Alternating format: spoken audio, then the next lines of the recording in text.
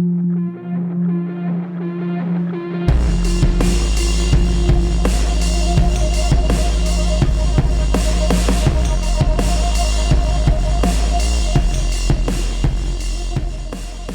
everybody, welcome to another episode of Classes of Mail. My name is Alan Gigax, and I am here with Michael Brazenly. Hi everyone. And we are going to talk about route inspections. Now, there have been a lot of episodes about route inspections on other podcasts. You know, ADAR Arbitration did a series on it. The Next Generation Carriers, lots of John people Murphy have talked about it. Yeah, that's Next Generation. Yeah. But I want to take a little bit different angle because we have route inspections coming up in my own station in a couple of months. We found out they're going to be in February. It's December as I record this. And I remember from the last time I had a route inspection, it was before Classes of Mail. It was probably before I was even a Carrier Academy instructor. That's how long it's been. And I remember being really nervous. Yeah. And go ahead. Basically, what you should do as a carrier when this happens. Right, exactly. Because, you know, a lot of the stuff they're talking about on these other podcasts is great if you're a steward, and these things really need to be taught and need to be don't be looked out nervous. for. Yeah. Where, you know, oh, this is what should be on a line 21 versus line 22. Like, that stuff is important, but that's not really what your average rank and file carrier is nervous about. What they're nervous about is being followed all day. Right. And if I have like very light mail, what am I going to do? And how is management going to fuck me? And that's what I want to talk about on this episode is if you're just a regular carrier and you just need to get through the day, like how are we going to do that? So as a little foundation, you know, all of Classes of Mail is about doing the job the right way. Doing the job by the book, doing it the way it's supposed to be done. And these things do take time. And if you do them that way, management can't really fuck with you. If you, like, for example, parking, just the process every time you park, where you got to curb the wheels, set the brake, put it in park, take out the key. And take off your seatbelt, and then go do your thing. And then when you get back. There's more process than that. Well, we'll get to that. Right when you get back in, you put your seatbelt back on. We're on it, so let's talk about it. All right. Well, go through the... In Las Vegas, Yeah. because it's so hot, Uh-huh. and you leave your vehicle, you got to close the window back up for safety. Oh, yeah, that's true. You got to roll. And then when you come back, you got to roll the windows back down again. Yeah. On If you're every parking- box you go to. Right. If you're going away from your truck, if you're not standing right next to it, like I put the threshold at like a sidewalk's distance. All right. So look, this is the way this episode is going to be. And not on one side, both sides of the vehicle. Exactly. Because you want the air to come as cool as possible because it's 120 degrees outside. Right. So this is the way this episode is going to be, is we're going to talk about aspects of your day and the way that you're supposed to do these things. And we're going to pick back up on parking in just a sec. But just for background, for expectation, these things that we're going to talk about, these are not things to do the day of route inspection. These are things you need to start doing now. Yeah. These are things you need to get used to doing because you need to figure out how long your route really takes if you do it right and how long it takes under different conditions. We'll talk about that a little bit more as time goes on. That way you know how much mail you got to drop too. If you have to drop the mail. That's exactly right. Right. And how fast you need to walk. And we'll talk about all of those things. But this can't just wait until the week of inspection. And now suddenly I'm going to start doing the route the right way because you're going to forget, you're going to slip up. It's going to be unnatural. And there are good reasons to do this stuff properly. So Get in practice. You got to practice. That's exactly right. And, you know, old time carriers and union officials will tell you, do your route every day like you're being followed. Yeah. That's like putting key in the ignition and just take them out every time. Right. If you do this every day, it comes natural. It's totally, You'll never forget it. That is exactly right. Every single time I park, I curb my wheels because it's just habit. Yep. So let's get back into parking then. And with this in mind, that you're going to do this every day. Now, you can take a day off if you want, you know, and you want to like, oh, I just want to get out of here today or whatever. You do it at your own peril. But eventually, exactly like Michael's saying, this stuff is going to become such a habit that you end up doing faster doing it that way. Yeah, right. Yeah. Exactly. Yeah, like there's a couple ways to get faster, and one is just repetition. So with parking, okay, so we've already said every single time, even this is just for stopping, But let's talk about full-on parking. So you're going to curb the wheels, set the brake, put it in park, take out the key, take off your seatbelt, and then get back to the windows. If you're going away from your vehicle, you got to roll your windows up. You have to secure the vehicle. Yes. And there's even the sliding door technically is supposed to be closed. And so you might do that too. We got to lock the door. Yeah. And then you you got walk to away lock from the the door when vehicle. you walk away from the vehicle, right? So you're going to close that door. You're going to lock the door. And then you're going to check to make sure that that door is locked. So Yep. on an LLV, you're going to move that handle back and forth a couple times. If you're on something with an electronic lock, like a ProMaster, the mattress, then you're going to check pull the handle door, to see pull make the the handle. door is That's still exactly locked. right. Yeah. And so it's really easy to get complacent and be like, oh, the house isn't that far away. I'm going to go ahead and leave the truck open. All of these procedures, they're good during route inspection because they take more time, but they're also good all the time because we do them for practical reasons. Like you have heard of carriers getting mail stolen out of their truck when they weren't very far away from it. Now, for most people, when they're actually doing a full 6-day count, if I don't know, most people realize that management don't say shit. Right? They're not supposed to say anything. Oh, when you're out delivering the mail, we'll get to that. Because they want you to We'll get to the interactions hurry. in a minute. So if you're hurrying, they're not going to say anything to you. Right. All right. So are we done with parking? If we are, we can talk about that next. Yeah, Because we don't have to go in any particular Nah, order. yeah. Parking, Okay. I mean, like I said. If Oh, you're no, dude. in- There is more on parking. Yeah. Because where do you park? Right. Okay. Every time you park, you have to park legally. Maybe if you deliver in Chicago, there's some kind of special arrangement that I don't know about. But aside from that, or if you're in New York City, like if you don't double park, then you can't deliver the mail. Right. So Because there's I'm not counting there's no that. other- yeah. Like I don't know how that works. Maybe there's special dispensation from the cops or something. Right. But everywhere else, like here in Las Vegas, you have to park in a legal spot. And so that means if you're delivering to the grocery store, you can't just pull up into the red zone in front of the grocery store and hop out and go deliver. You have to park in a parking space. Yes. If you're delivering to cluster boxes and this isn't just stopping, this is parking because you're going to get out and you're going to service that box. You have to park where it is legal to park. And that may mean you have to park down the street. Yeah. Well, the legal parking, like here in Vegas, you can park in like a valet. Sure. And the valet guy knows you can park by the valet. And then you park there and you go in and deliver what you got to do. Yeah, here and you in come Vegas, back, right, okay? most communities it may not have- be a regular parking, but it's at the valet. Right here in Vegas, most communities have valet parking. Right. No, that's not true. We have normal suburban communities like everywhere else. But there's a lot of places where parking is really limited. And you may not be able to park right next to that box. And so you're going to have to park somewhere else, right? If the box is somewhere like you have two driveways right next to each other, and in the middle there's a little hump. And if the CBU is on that hump, you can't park there because you're blocking the driveway. Your ass end or your front end is going to be out in front of somebody's driveway or both. That is not a legal place to park. Unfortunately, that is the only spot you can park. Well, Because the way that Vegas have it set up is you have a you driveway gotta go down the and a street. driveway. Yeah. So for you to legally do it, you had to park in front of the house that's farther up or behind. Right. That's exactly right. Okay. And Yep. that's not what Carrie's going to do.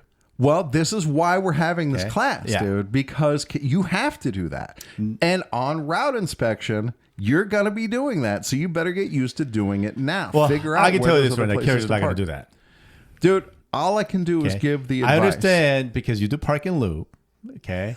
CBUs, when every single box is like that. My route is like that. Okay. Well, My then let's... CBUs are in between two driveways. Right. So they're just on the hump. Every single CBU. Right. Okay. If I do exactly what you tell me to do, I'm going to take another hour longer than it's supposed to. Yeah. That's why your route's as Okay. short as it is. Not because Okay. I the way I did it. Well, then let's Okay. parse the difference. Because look, dude, if somebody was backing out of their driveway and they hit your truck, do you think you'd get disciplined for that? No, because this is an everyday thing. See, Okay. This is multiple managers have followed me, and they never said a single thing. Yeah. If this was a safety violation, they were supposed to tell you, right? Yeah, if it's a safety issue, they're supposed to tell you. And Yep. so since they didn't tell me, it's a normal thing. Michael, I think you're undermining what I'm trying to accomplish here. Okay, But I understand. But here's the thing. We're not talking about actual rules, what the carrier is going to do, right? Right. And the way I look at it is that the way the Vegas is set up, and we're in the area that I deliver mail out of, they have a fucking stupid of putting the CBUs in between two driveways. I mean, you really get into the weeds. You can fill out a 1767 for that and say they got to put the CBU somewhere where, but it's the post office owns that. Yeah. Post office owns I know, put it they there. put it there. I know. All right. So set that aside. All right. We'll talk about the difference between parking and stopping because it's not unusual for curbside or sidewalk delivery for like two mailboxes to be on the hump in between the driveways. And that's different because you're just hopping out, put it in the box, hop right back in. That's stopping rather than parking. So while you do have to set the brake, put it in park, take out the key, curb the wheels, you don't have to secure the vehicle because you're right next to the vehicle. You're just hopping out for like 5 seconds, hopping back in. So those rules are a little bit different. Over the curb. Yeah, that's sidewalk. Technically, it's called sidewalk delivery. Right.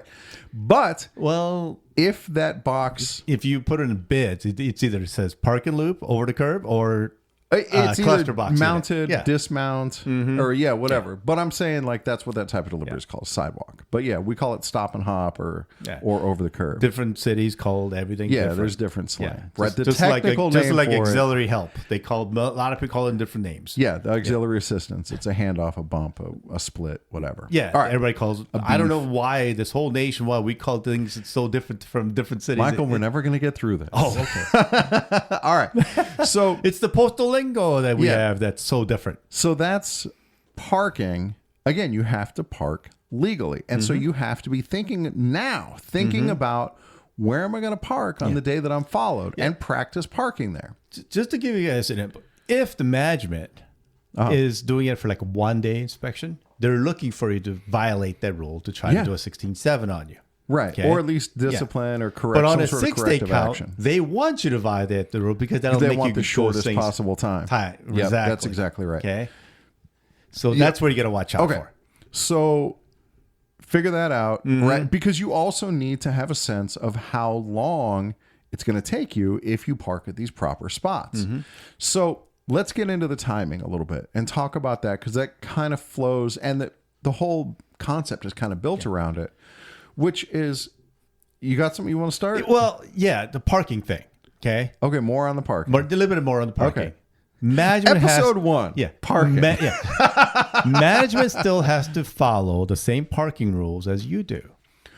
Oh my God, that's so great. Right. So if they're following you in their own private, in another vehicle. You let it be their own vehicle or the postal vehicle. They have to follow the same rules. They got to curb the wheels, set the brake, put it in park. That's so true. So now for asshole carriers, we'll go and take pictures and don't listen to what the management says and take pictures of what management is doing. Or some carriers will, like me, I'll say, I need to get a copy of the blank 4584 or, the safety observation sheet. Right. Because it doesn't say management has to fill it out. It says anybody can fill it out because it's for safety, right? Yeah. So you make a copy of that and you give it to their manager and then you request and say, hey, what kind of things have you done to that manager? Because they're violating the safety violation. Now, because, they try to do a 16-7 on us. Right. So, Michael, if I remember right, you've actually done this. Of course I did. Okay. That's so Michael. It's great. All right. So, they I have made to them freak out, and then they run away from me about 15 minutes later. Dude, I kind of feel that way about the satchel. You know, in Vegas, it's mandatory to take the satchel every time. We'll talk about satchels right now. Yeah. It's mandatory here to every time you go either into a yard or up to the door, you have to have your satchel. Or when you deliver a package.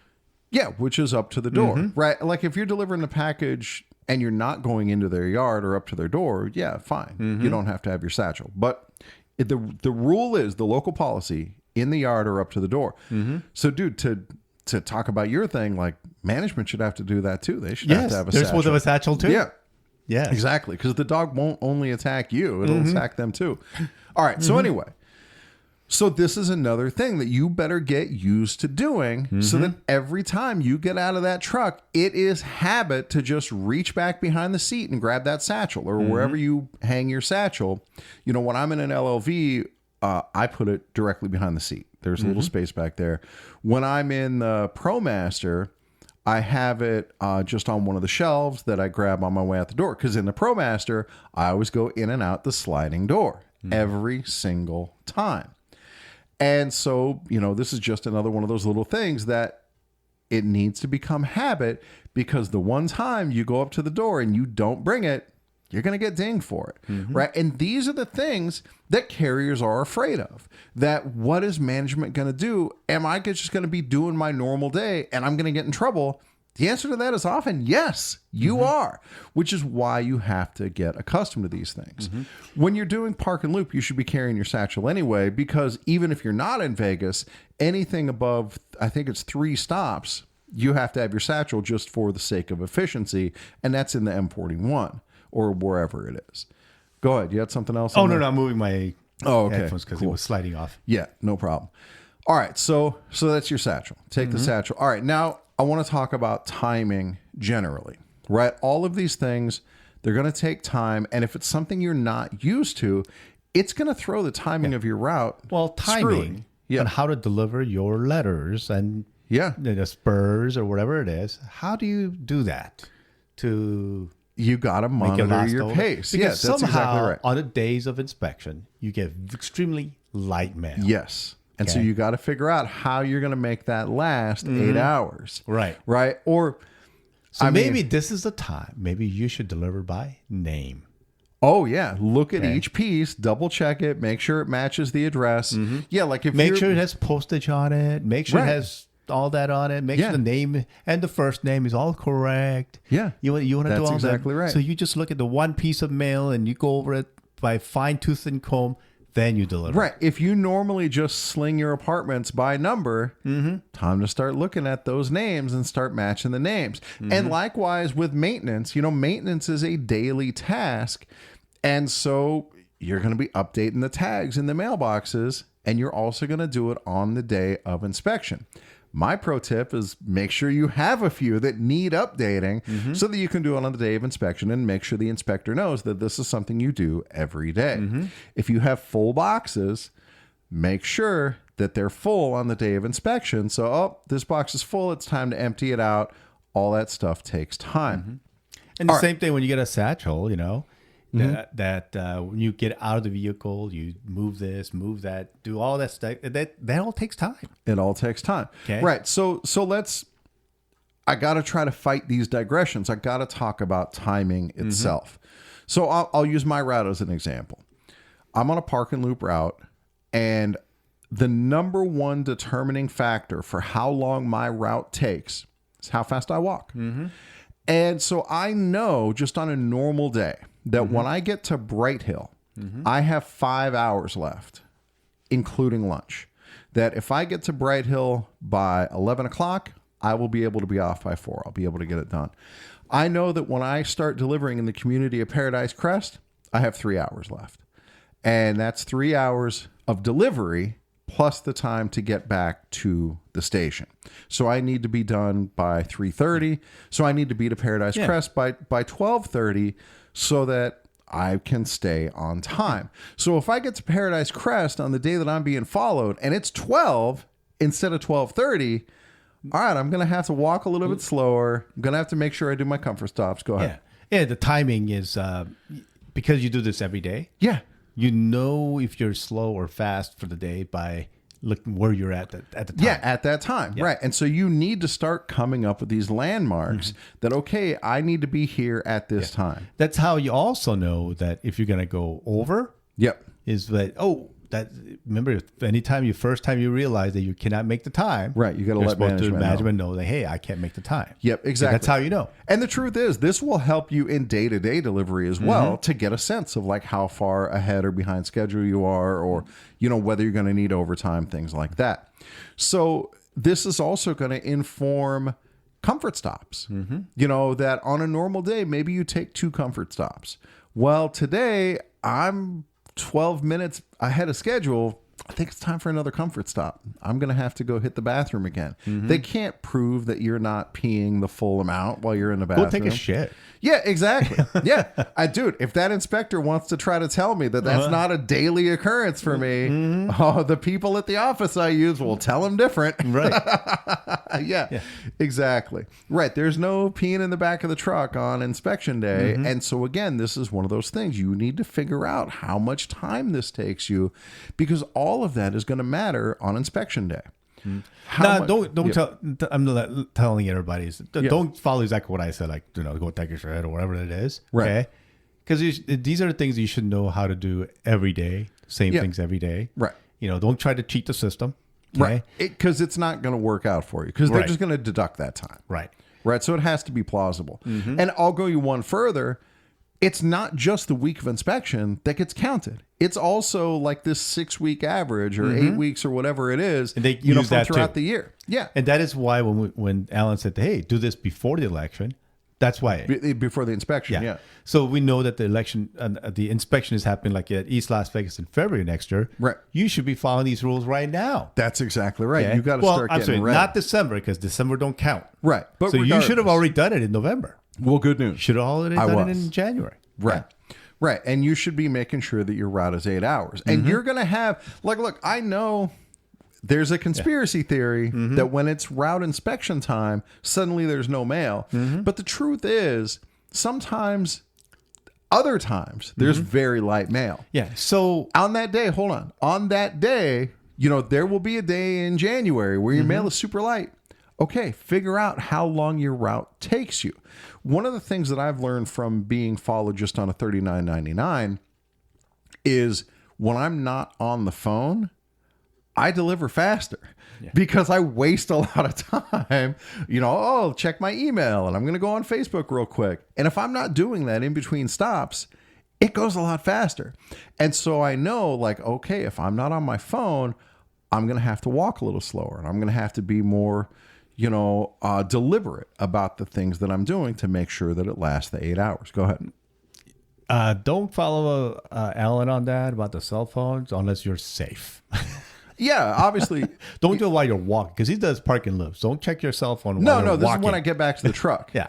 And like this in between time, I'll often use, I'm going to check my email or whatever. I don't do that when the inspector is there, obviously. And so, because you're not supposed to be doing that. Right, you're not supposed to be doing that. And so you need to know, how long does your route take when you're not on your cell phone all the time. So let's say you're doing that and the manager pulls over. What do you say when a manager pulls over? I'm on my break. Yeah. On my break, or say, I got a quick miss. I just want to see what it was. I'll make sure it's not emergency. Yeah, exactly. Yeah. Yep, that's fine. Because your vehicle is already turned off, your wheels are curved, you did everything already safe. Right. So while the vehicle is in safe mode and you're checking something real quick, there's nothing they can do to get at you for that. Yeah, that's exactly right. And that's one of the benefits of doing these things properly is that, when management comes out unexpectedly, you don't have to panic. I already know my wheel's curbed, I got my satchel, whatever it is. They may say, well, you should be checking I was just checking to make sure that I didn't have anything emergency, because I heard a beep. Another pro tip I want to talk about, and something you should get used to doing all the time, is doing your cleanup after every delivery point. So for me, after every parking loop, when I get back to the truck, I'm going to process my outgoing mail. I'm going to handle any attempted not knowns or UBM that I had or whatever. That has to be done after each segment, because management is looking for what they call a sector segment time or whatever it is. That's what Paul Bollinger called it, where each street, they're going to time that street. And so the cleanup of the mail from that street, that's part of that time. And so if you just wait, let's say delivering the street takes me 12 minutes and then it's another 2 minutes of cleanup. Okay, that's 14 minutes. So if I wait and I do my cleanup at the end of the day, number one, they're going to disallow a chunk of that time. And number two, they're going to count that street as 12 minutes.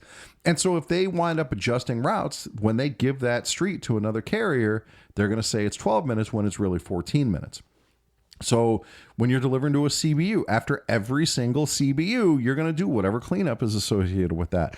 If you're delivering an apartment, after the apartment, make sure you do the cleanup that's associated with that apartment at that time.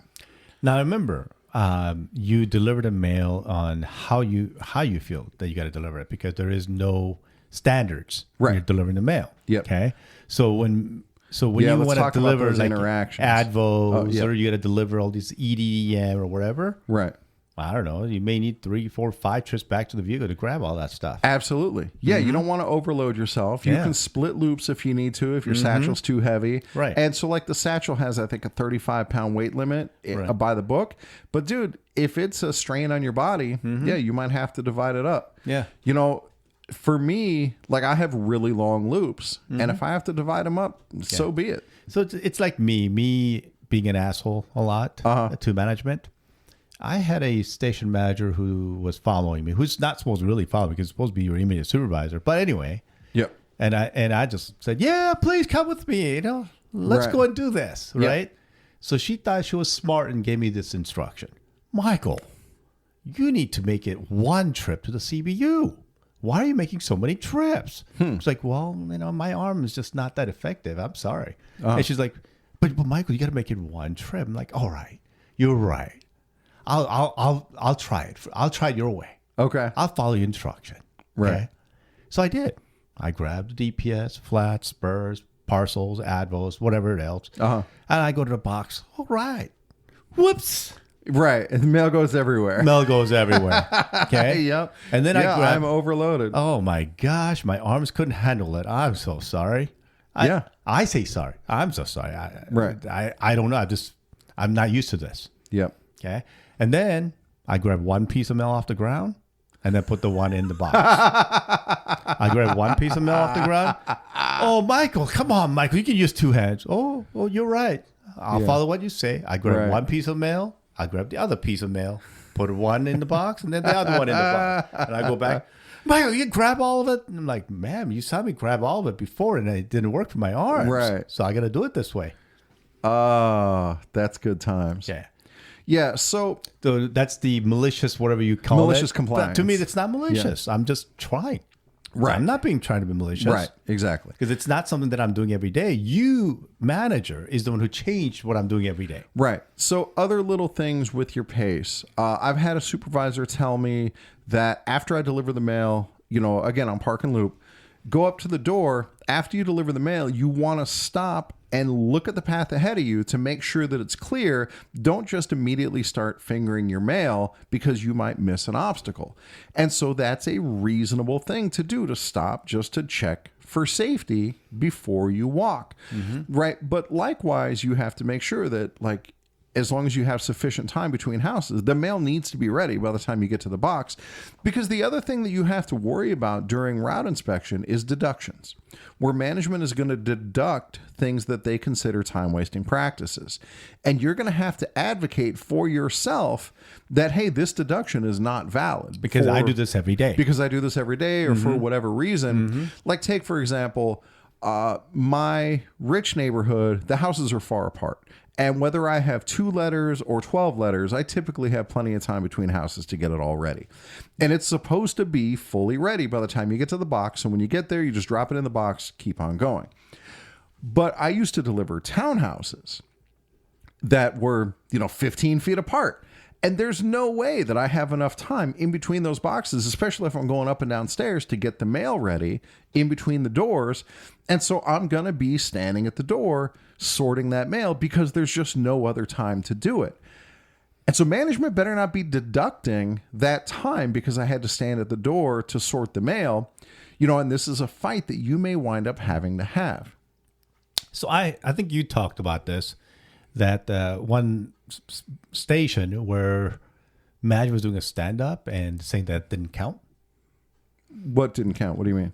Count as the office time. Because they're saying that, it's not every day, so we can't count it on the 21 time. It has to be 22 times. Right. I don't want to get into those weeds in this because that's not what the regular carrier has to fight about. But if you want to talk about 21, 22, go ahead. That's because it's an everyday thing. Right. Because you get credit they're for that. supposed to have a safety stand-up every day. So it's an everyday thing. They can't take that away from you. Right. There are also little things that you do, like in the office, like getting forms, checking the safety board, looking at the union board, little things that are a minute here or there. Go to the bathroom. That's the standard time and all that stuff. That's all part of it. Right. All that is fine. But again, we're talking about out on the street, the stuff that makes carriers nervous. Again, you have to practice. I think I've hit most of the points that I want to hit. Let's talk about the interactions with the supervisors out on the street. What sort of instructions can the supervisor give you? Zero. That is unless exactly he violates safety. Unless it's a safety issue. Yeah. Yep. Yeah. So I was delivering a parcel to the door and the supervisor says, hey, why don't you take that parcel? Before COVID, I used to always knock on the door and wait for the person to answer. And that takes time, but that's the way we're supposed to do it. And the supervisor says, hey, what are you doing? Just put the parcel behind that planter and take off. That is inappropriate. They can't tell me that stuff. I do the route the way I do it. And the big thing that they're going to try to sell you. M41 actually says they got to do it this way. Yeah, that's exactly right. And the big thing that they're going to try to tell you, either verbally or non-verbally, is to walk faster. So after our stand-up where management told us this route inspection is coming, a couple of younger carriers called me and asked me a bunch of questions. And one of them was, hey, what if I'm out there and management tells me that I need to walk faster? They're not supposed to do that, but they will. But that is also unsafe instruction. Yeah. Well, you're going to essentially don't tell them to fuck off, but tell them that non-verbally that you're going to keep doing the route the way you do the route. I've had a supervisor tell me on a route evaluation when I had a 271G, like a off time route inspection, that, hey, I measured your paces and you're only doing 60 paces a minute or whatever, whatever his number was. And you got to be doing at least 90. And there's no standard for that. No, that's not a thing. There is no standards when you're on the street. Yeah. Okay. In fact, even though they said there's a standard even in the office, they cannot discipline you for standards. Right. Unless it's an obvious lack of effort or I forget what it's not lack of effort. No, it's performance. It says something to documented poor performance or something like that. Yeah. Right. Due to I forget what it is. But it doesn't matter. Yeah. Right. Not because of doing it, you're doing it every day. Yeah. One of the things you don't have to worry about is being able to case 8 flats a minute. Yeah. You can do that. Don't sweat it. Yeah. And just do your job as normal. But again, you cannot be disciplined for it. Yeah. Right. So even management on the street, if they try to set standards, said there is no standard. Yeah. Management may also try to walk in front of you to kind of pull you along with them. Make them walk far. Yeah. Go ahead. They can walk all they want. I'm going to do this at my pace. And, unless you're very obviously intentionally dragging your pace, they can't say boo about it. And, this is, again, why you're going to be practicing this leading up to get used to how every day. This is how long my route takes me. And I know if I get to here by this time, this is the pace I'm going to have to walk. These are the things I'm going to have to make sure I do, and so on. Another thing management might tell you is, I forgot. There was another one. Go ahead. Well, the management will tell us, hey, you got to put the mail in a bundle at a time. No, there's no standards. You can put it one piece at a time if you want. Yeah, right. There's not a method that you have to do for delivering the mail as long as it's reasonably efficient. Yeah, management can't say boo. Oh, but dude, speaking of that, again, with driving. Dude, because I still follow that instruction. But why do I follow that instruction? Malicious compliance. No, it's not. I don't like using the word malicious. I don't think I'm being malicious. No, it's work to rule. Yeah. So when they told me to put in a bundle, well, okay. So now I go one piece at a time. One piece. It's upside down. And then I go, it takes as long as to do it with one piece of mail. Right. I hear you. Okay. So likewise, if you're doing mounted delivery, whether it's out the window or over the curb, never, ever, ever sort the mail while you're driving. Right. You're going to come always up, at a stop. Yeah, you're going to be completely stopped before you turn to the left to start dealing with that mail. Right. Yep, that is exactly right. And then every time you stop, if you're dismounting, then it's got to be curb the wheel, set the brake, put it in park, take out the key, take off your seatbelt, do the thing, hop out, hop back in, and the whole process in reverse. If you are doing out the window, then by rule, you can put the car in neutral. I just put it in park. It's the same amount of effort, and you're just doing it the same way every time. Now, if you're in like Las Vegas, okay, when it's 120 degrees outside and they want to follow you, Yep. my recommendation is bring your own lunch, bring your own ice water, ice drinks, and all that stuff, and don't go to any stores. Take your breaks in the park I don't or whatever. do it that way. Okay. To make them suffer out in the heat. If it's a manager that you don't like, yeah, I'll tell you, I've gotten a lot further being friendly with management. And I'll be like, hey, I brought my lunch today, but I know, you're out here too. So like, if you want to go somewhere, we got a Jack in the Box over here. We got McDonald's over this way. Whatever you want to do is cool with me. And I've really made hay with that. I've even gotten extended lunches out of it where I'm like, hey, we're coming up on 30 minutes. Are you ready to get out here? And he's like, no, I need another 10 minutes. All right, man, we're cool. You get on the same page with them and it can really benefit you. Although never trust management. yeah. Maybe that's not. Yeah. All right. So okay. What I'm saying is the manager is supposed to be prepared to also. Yeah. Right. They're prepared to be out on the street. Yeah. Yeah. That's why they're supposed to carry a satchel also. But, dude, typically whatever vehicle they're in has air conditioning. But they're supposed to follow you, especially in park and loop. They're supposed to walk with you. Yeah, they should. They should. Okay? Yep. If they're doing it $39.99, right. All right, supposed to follow you. So dealing with management, again, don't let them rush you. Mm-hmm. Don't let them give you instructions unless it's a safety issue. And then the other thing is, the last thing that I think I want to say about your timing is remember that in the morning, you're going to be counting your mail and you're going to be filling out forms and all of that stuff takes time. And before you leave for the street, you're actually going to add up that time on the form. Mm-hmm. So if it took you 32 minutes to do all this extra stuff, and then you get done in 8 hours. Because of inspection. Right, because of inspection. Those are the 22 time that we're talking about. The line 22 stuff. Right? Counting mail. Yeah. Doing all these other stuff that you're because of the stuff that's not normally part of your route. Right. If that takes you 30 minutes and then you get done in 8 hours, well, you just showed them that your route's a half hour short. Yep. So you need to make sure that you add that time into your route of that extra 30 minutes because you got all that extra stuff that you don't do every day. When I get to Paradise Crest, I normally know, okay, if I'm here by 12:30, I'm on time. Today it's going to be 1 o'clock because I had an extra half hour in the office doing the route inspection crap. And so you got to keep that in mind, and add that time in so that you don't come up short. Right. So now this is where like medical aid. Okay. Or 8 hours only. Okay. And your route is going to be 30 minutes over. Right. Okay? Well, if your route is going to be over and you didn't know this was going to happen, you have to use your scanner or wherever it is to notify management, just like you do normally. Right. Okay.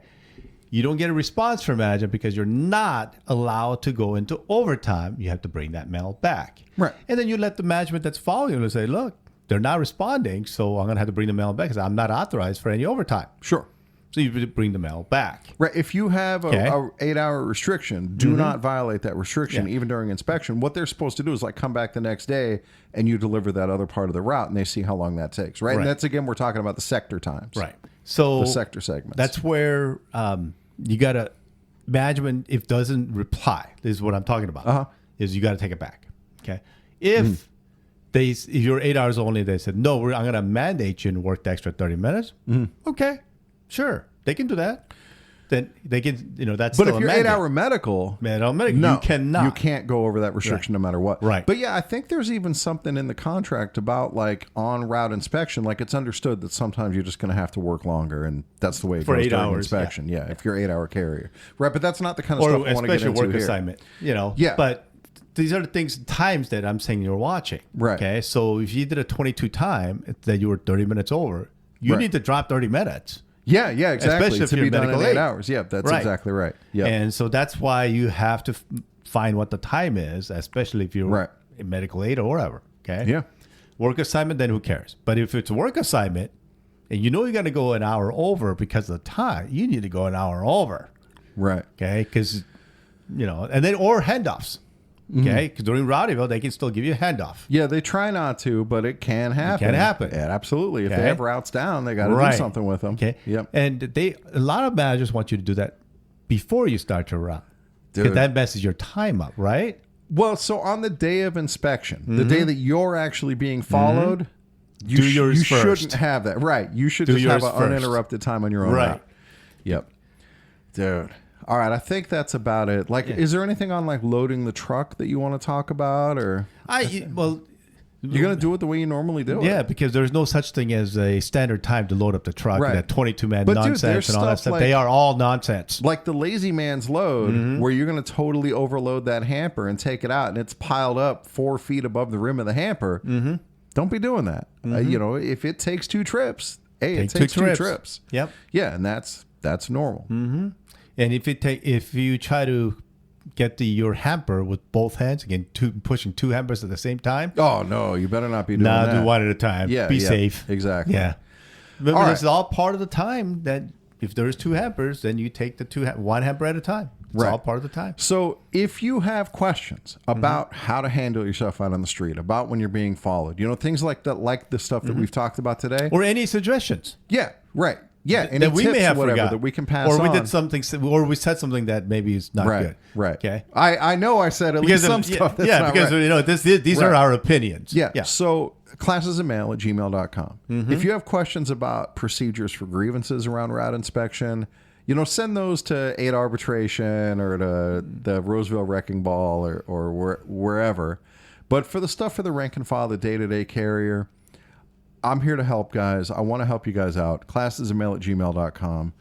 And I think that's Talk about of which, it, right? I did a summary sheet on what to do with after the inspection. I need to find that and bring it, and we have to go over that one day. Yeah, might as well. Yeah. Yeah. I created it. Oh, cool. Might as well. It mentions all where every... All the stuff to look out for. And No, the it's got where all the language is from. Oh, that's I cool. put that in there. Oh, nice. Yeah. Yeah, So- right on. All right. I think that's it. Guys, thank you very much for listening. Dude, you don't know this because you just hear these when you hear them. Michael and I did 4 episodes today. All in one day. Because All in Christmas one is day. coming. So we'll, Yeah, So that we dude. don't have to do it. We got the Heart of Champions. Yeah. We can just talk and just keep talking. The things we do. for I can you still guys. go and ranting for another hour I if know, you want. dude. Yeah, I believe you. I believe you. Yeah, I don't know when those are going to release, but they were fun. Okay, so that's it. Let's get out of here. Thank you, Michael, for coming on. Thank you guys very much for listening, and we will catch you all next time.